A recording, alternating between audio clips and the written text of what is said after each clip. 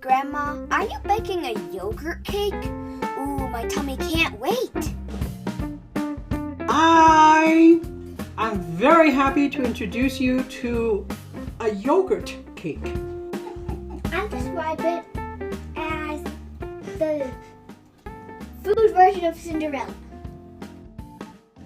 So it's very wonderful to know that there is very simple sponge cake that is easy.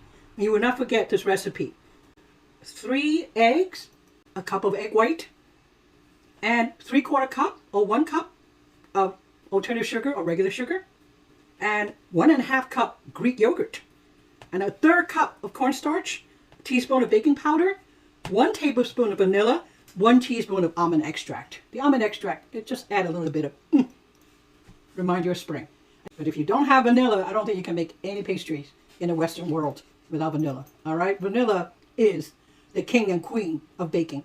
And we have discovered King Arthur is putting out baking sugar alternatives, and it's really good. It's grounded very fine. It's almost like a powdered sugar. So so this is something you can look it up. And if you don't want to use that, use regular sugar. But I'm borderline diabetic. I cannot do regular sugar. All right. So if you don't have any a bad health problem with sugar, go ahead, use sugar. So this is an exceptionally low fat, I would call it sponge cake. If you are familiar with sponge cake, it's mainly egg white with a little bit of flour, and the egg white had to be beaten stiff with the little bit of cream of tartar. All right, that's a very important ingredient. If you don't have that, you might have to go out and get it. So have no oil, no fat, but then you can make your own butter frosting or coconut frosting, whatever it is, to dress up your cake. I have cooked some frozen cherries with the rhubarb from last year. And and I use a little bit of honey, a little bit of alternative sugar, and it's delicious. I'm going to dress up the cake that way. I'm going to mix it with some really finely chopped strawberries. And some of the cake going to be topped with strawberries. And another one, I'm going to show you how to make a really, really quick lemon butter frosting. So this basic cake allows you to do a lot of things. And it's just like, almost like a blank canvas. All right, so we're going to start this quickie cake because I had to go into the oven. Needed to bake for at least 30 to 40 minutes, so it takes time. I just put in the 3 egg yolk here, and I put in the 3 egg white here, and they're going to add more egg white to it. And also, without the cream of tartar, your egg white is not going to be as stiff. It'll be peaking, but it's not as solid.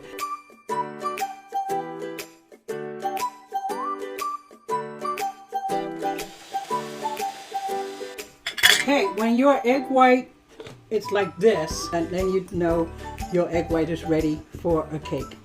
And the meringue is a wonderful product. I love meringue, and I have even tried some meringue cookies. And even the one I failed miserably, I remember giving it to my neighbor, and he said, "I love it. Next time, give me all your failures." I never had that kind of response. Anyway, so I'm gonna measure exactly 1 tablespoon of this vanilla. 1 teaspoon of lemon, and lemon is amazing. You know, if you use a teaspoon of lemon, your baking will taste like you've thrown in a whole lemon in there. And now I'm going to measure my sugar.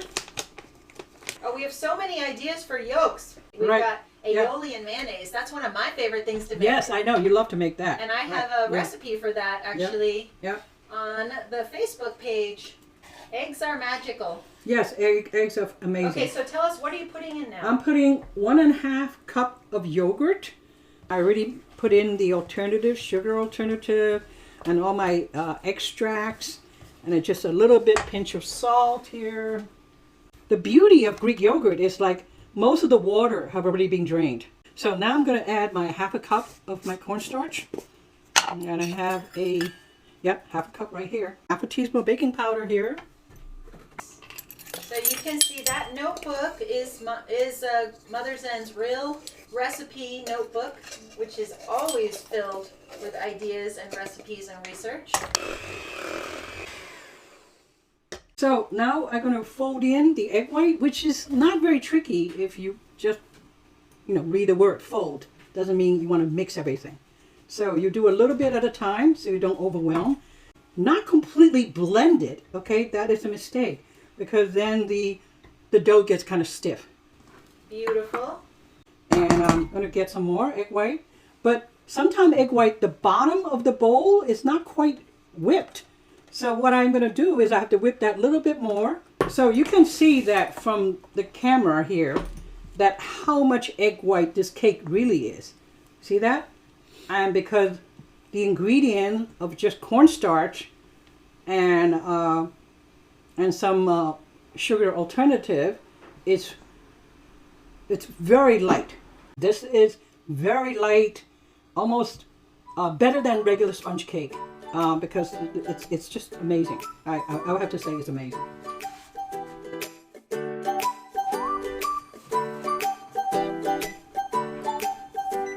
of like a plain cheesecake that you put different toppings on. Yep. And this is not a cheesecake, but it probably tastes like a cheesecake. I just tasted the crumb. It's absolutely delicious. Beautiful flavor. So it's not like the sponge cake you see in the store that has very little bit of flavor. So you can see, I will show you what this look like. Very spongy. Feel it? Like I can squeeze it. Can you see that?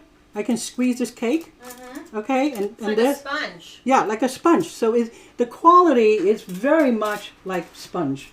So if you bake this cake and you cut it in half, then that allows you to decorate. You can cut it in half, put the fruit topping inside, then you can top it with these organic strawberries that just came out.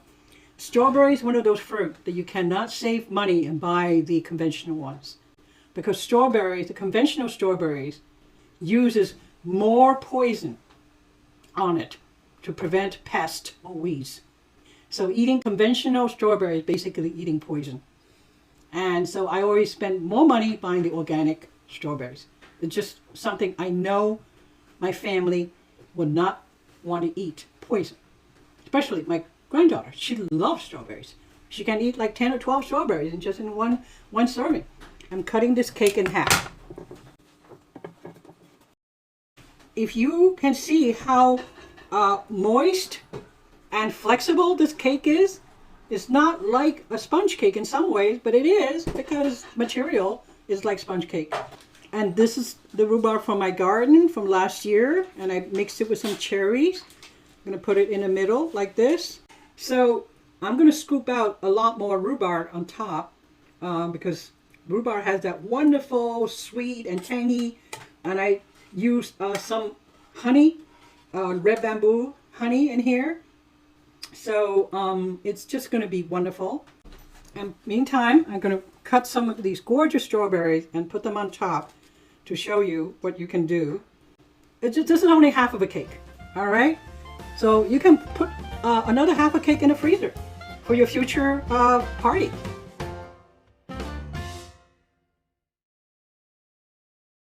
We're gonna have so much cake today, and we're gonna eat it all.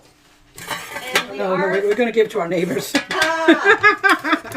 always says that. Can't eat a lot of cake. Pretty soon we're gonna have a taste test from Little Mushroom, as she's known.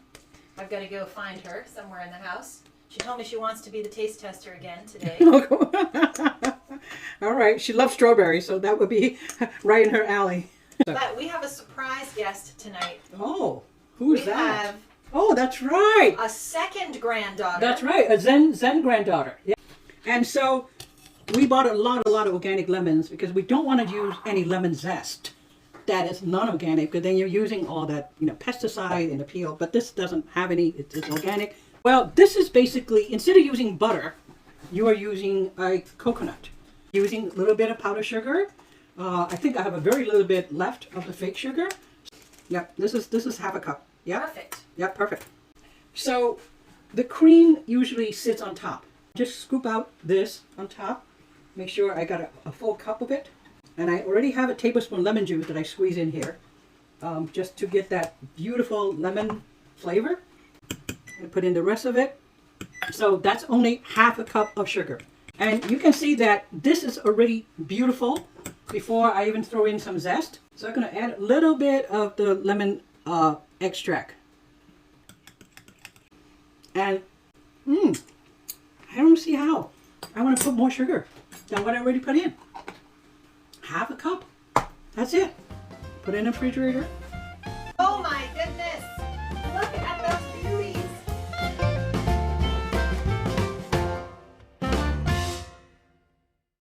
Oh! Look at that! We've got 2 granddaughters. All right. Say hello and serve yourselves.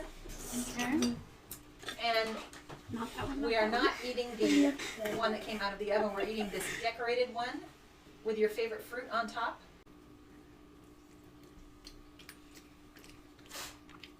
Mmm. Oh, it's so good. Tastes like cheesecake. I love cheesecake, so that's why I like this. But I also like it because it tastes good, and it has strawberries. I describe it as the food version of Cinderella. The food version of Cinderella.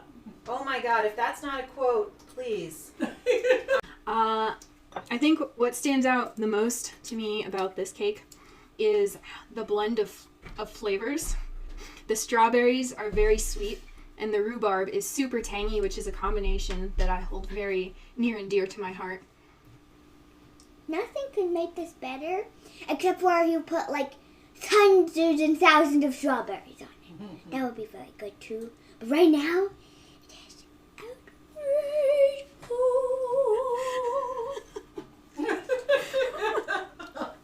I discovered gravity. So, I have an idea. You could have an entire section of live stream where it's all like just bloopers of YouTube videos. We have many of those. And then we can have just after the bloopers, we can have more bloopers and more bloopers and more bloopers until it's a world of bloopers. All right, but anyway, it's spring. Happy spring. Happy spring. See you next I week. went out for my walk today and I loved it. Okay, see you next week. And don't forget to subscribe. It helps us make more delicious videos.